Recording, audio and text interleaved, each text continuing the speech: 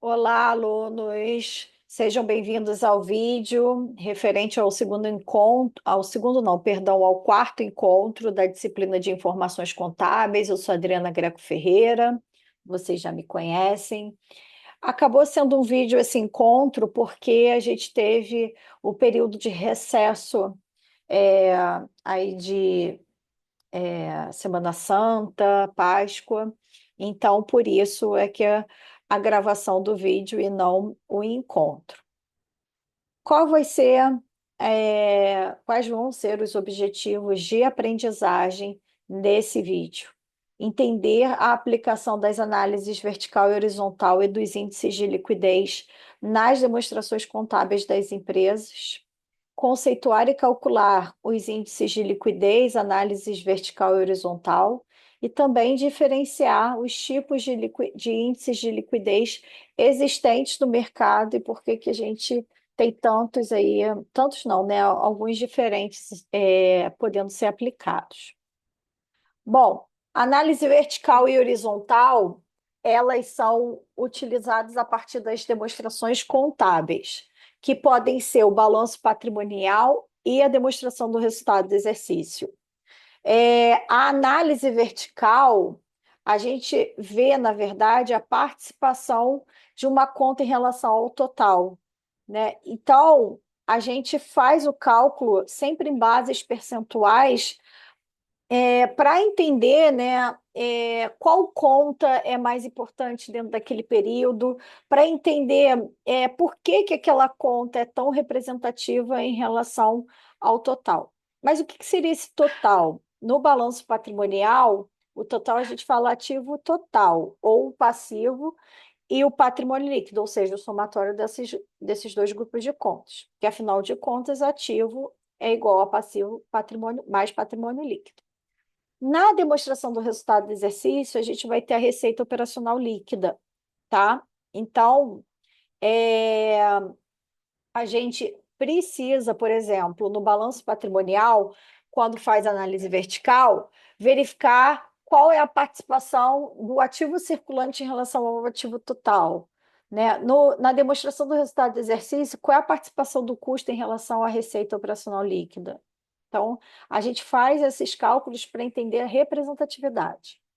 Já a análise horizontal é a relação que a gente tem em períodos diversos, né? A gente pode ter, por exemplo, ver uma análise histórica, né, de 2024 para 2025. Por exemplo, eu quero comparar janeiro de 2024 com janeiro de 2025. Eu posso comparar anos, né? Eu posso comparar 2022 em relação a 2021, posso comparar 2023 em relação a 2022 e assim sucessivamente. Para que eu faça a análise horizontal, então, pelo menos, eu preciso de 2 períodos de tempo, né? Por justamente trazer essa série histórica ao longo, né, dos intervalos. Já os índices de liquidez mostram a capacidade da empresa em saldar seus compromissos no curtíssimo, no curto ou no longo prazo, né? O que isso quer dizer? O analista, né, a empresa, o gestor que faz a análise de liquidez, ele quer entender se a empresa, por exemplo, no curtíssimo prazo, possui disponível, né, capital disponível, caixa e bancos, né, suficientes para cumprir as obrigações de curto prazo. Né? Então, aqui é a relação entre disponível e passivo circulante. Já no curto prazo, a gente pode ver duas dimensões: a liquidez corrente e a liquidez seca. A liquidez corrente considera somente as contas do ativo circulante. Então, é ativo circulante em relação ao passivo circulante. Aqui, né, a gente considera estoques, disponibilidade, contas a receber, uma série de contas. Já na liquidez seca, a gente considera o ativo circulante, mas exclui duas continhas, que são estoques. Por quê? Porque estoque é uma conta que a gente não sabe exatamente quando vai ser transformado em dinheiro, né? Aquele produto que está em estoque, ele pode ou não ser vendido hoje ou daqui a 20 dias. E a gente também exclui as despesas antecipadas. Por que despesas antecipadas? Porque são valores que a gente teve antecipação do pagamento, a gente pagou uma despesa, né, de forma antecipada, mas ela ainda não foi concretizada. Então, essa saída financeira já aconteceu e, na verdade, ela não vai, se tornar dinheiro, né? Ela não vai ser convertida em dinheiro. Então, a liquidez seca faz com que as contas do ativo circulante excluídas o estoques e as despesas antecipadas seja comparadas com essa conta seja comparada com o passivo circulante. Já no longo prazo, né, a gente tem a liquidez geral, que mostra a capacidade financeira de pagar, né, como o próprio nome fala, no longo prazo. Então, aqui a gente considera ativo circulante e ativo realizável a longo prazo, numerador, e divide esse valor pelo somatório do passivo circulante com passivo não circulante. Ah, Adriana, então a gente pode falar passivo total? Pode, né? Para trazer o cálculo, né, para vocês entenderem o cálculo disso, eu vou trazer um exemplo prático. Esse link eu vou colocar também junto do vídeo para que vocês possam depois acessar a planilha, tá bom? Então, vamos lá. Para fazer o cálculo, né, eu tenho aqui um exemplo, não vou começar pela DRE, não, pelo balanço patrimonial. Eu tenho as contas que foram apuradas de um período X0 e de um período X1, tá?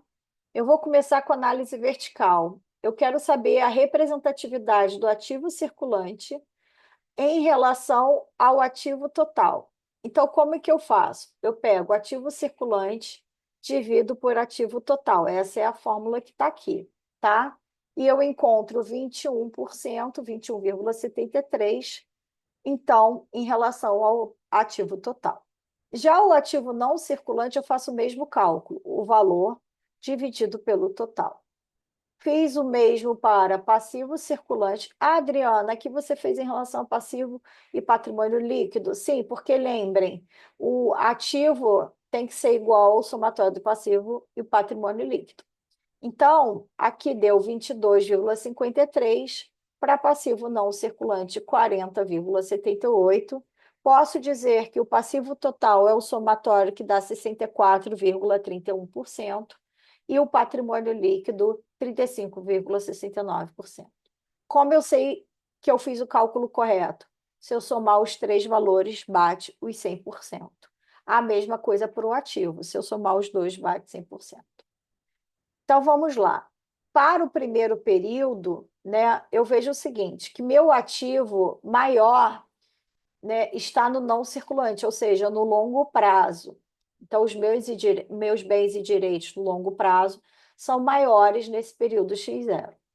Enquanto eu tenho maior participação no capital de terceiros, porque são as obrigações de passivo, que também são maiores, tá?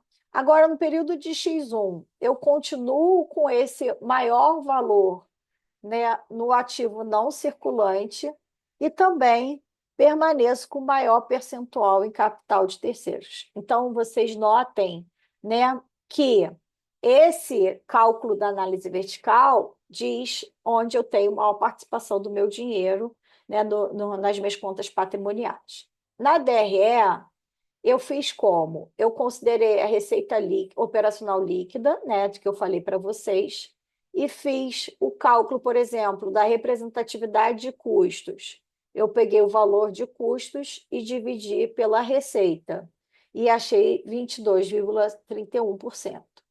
Para a, o resultado bruto, a mesma coisa, e assim sucessivamente. Então, o que a gente pode perceber aqui? Né? Que 22% da minha receita vai para custos. As minhas despesas representam 30%. E os impostos sobre o resultado, 11,57%. No outro período, eu posso ver o seguinte: custo não mudou muito, permaneceu nos 22%.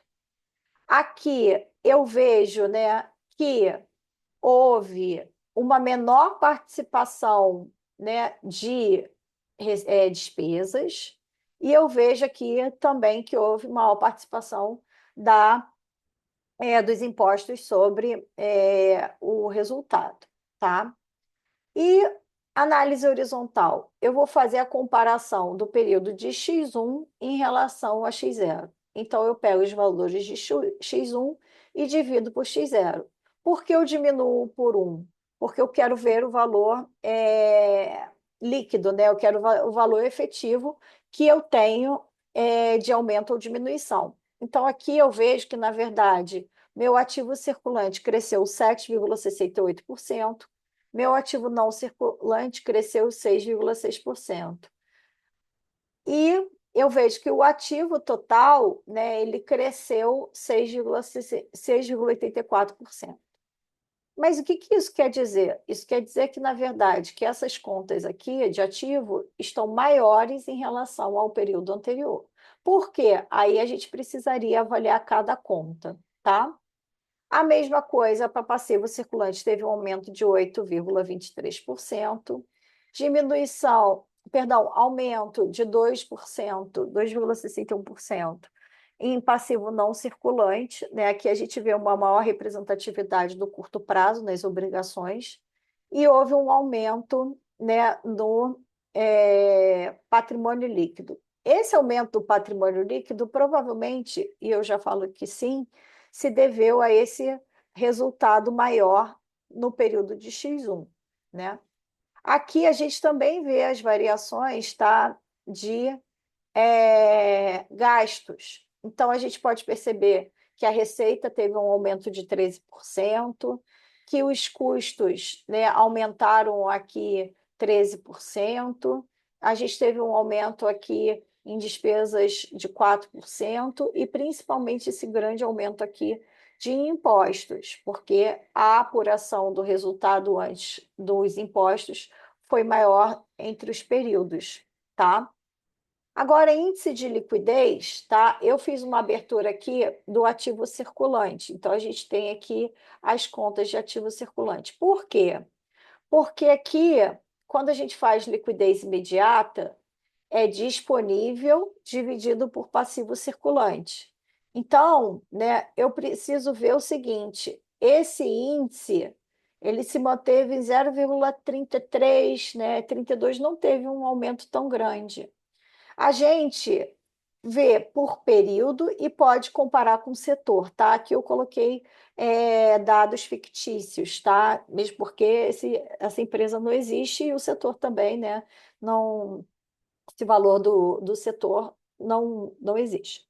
Então, se eu comparar entre um período e outro, não houve um aumento tão grande. E ele se mantém próximo ao setor, então isso é positivo, por isso a carinha sorrindo e azul, tá? O índice de liquidez corrente é ativo circulante dividido por passivo circulante. Eu fiz isso para os dois períodos. Ele se manteve igual. Ele está maior do que o setor. Isso é bom, por quê? Porque mostra a capacidade da empresa em saldar os compromissos com terceiros, né? Então, isso é positivo, tá? Ele se manteve e é acima do setor. Aqui, a liquidez seca, né, vai ser ativo circulante, tá? Vou botar aqui o ativo circulante, que é esses valores aqui, mas eu tiro estoques, porque lembra, eu não considero estoques no cálculo. Em questão de liquidez seca, ele diminuiu, perdão, ele aumentou, né, de X0 para X1. Por quê? Porque a gente pode ver esse aumento no ativo circulante aqui. Isso é bom? É, porque esse índice está aumentando e ele está próximo também do setor. Então, esse índice está ok. Liquidez geral é ativo circulante, né? Mais realizável a longo prazo. Aqui eu tinha tirado o realizável a longo prazo, tá? Acabei não colocando ele. Mas imagina que ele é zero, tá? Nessa situação. Então, fazendo o cálculo, ele se manteve 0,34, 0,35, tá? Isso foi ruim, por quê? Porque em relação ao setor, essa empresa está abaixo. E também esse índice aqui, ele poderia estar maior comparado com a concorrência. Então, esse índice foi ruim, tá? Continuando, eu trago para vocês, tá, uma questão do ENAD. Como eu tinha falado, né, o ENAD, ele é importante para que vocês mais para frente, né, realizem, né, a prova se vocês forem responsáveis por fazer o exame, né? Então, e a gente também treina um pouquinho, né, sobre resoluções de questões. Então, o enunciado do ENAD de 2022 para a prova de administração foi: a saúde financeira de uma empresa depende do bom controle de seus fluxos de caixa e ciclo financeiro, além de sua capacidade de gerar lucro e de definir boas estratégias de financiamento e de investimento. A liquidez se refere à agilidade com que o investidor consegue desfazer-se de um investimento para voltar a ter dinheiro na mão, sem que para isso tenha prejuízo. Os indicadores de liquidez se caracterizam pela relação entre os componentes do ativo e do passivo circulante. A liquidez imediata, ainda mais rigorosa do que a liquidez seca, é o mais conservador dos índices de liquidez, além de excluir o estoque para cálculo, exclui também os direitos, como, por exemplo, vendas a prazo. Dessa forma, a liquidez imediata apenas considera valores já disponíveis em caixa, saldos bancários, aplicações, entre outros. A tabela a seguir mostra informações das três empresas, Alfa, Beta, Delta e Gama, tá? Então a gente tem as informações de disponível e passivo circulante. Considerando as informações apresentadas, os valores de liquidez imediata para as empresas são respectivamente. Então, como que a gente vai fazer isso? A liquidez imediata é disponível dividido por passivo circulante. Então, a gente faz 450 mil para a Alfa, dividido por 518 mil. Essa razão dá o valor de 0,87. Para a Delta, o disponível de 600 mil reais, dividido pelo passivo circulante da empresa, dá 0,97. E para a Gama, a gente faz o valor de 670 mil reais dividido por 718 mil reais. Isso dá o valor de 0,93. Então, o gabarito correto é a letra A, 0,87, 0,97, 0,93. Para ajudar vocês, né, a estudarem, eu trouxe um vídeo meu sobre indicadores de liquidez, um podcast que eu tenho sobre análise de vertical e horizontal e exercícios também sobre esses índices de liquidez, perdão, aqui pelo erro de português, e as análises de vertical e horizontal, tá? Para indicação de referência, eu continuo com o livro de professores da USP, que ele é maravilhoso e traz aí exercícios bem interessantes para vocês, tá?